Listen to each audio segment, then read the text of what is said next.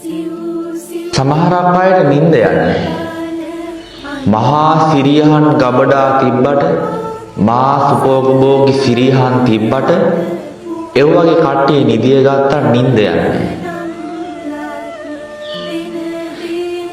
ඒකට හේතුව මොකද්ද?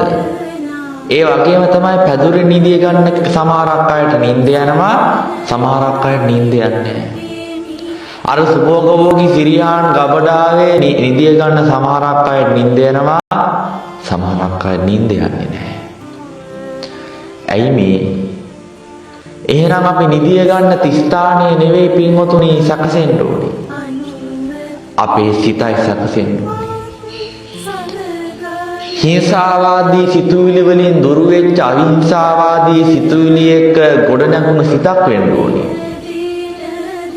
ව්‍යාපාද සිතුවිලි වලින් බැහැර වෙච්ච අව්‍යාපාද සිතුවිලි වලින් ගොඩනැගුණු සිතක් වෙන්න ඕනේ. නෙක්ඛම්ම සහගත සිතුවිලි වලින් පිරුණ සිතක් වෙන්න ඕනේ. අනේකාට මෛත්‍රී පතුරවන සිතක් වෙන්න ඕනේ. ඒ පුද්ගලයා සුවසේ නිදිය ගන්න පුළුවන්.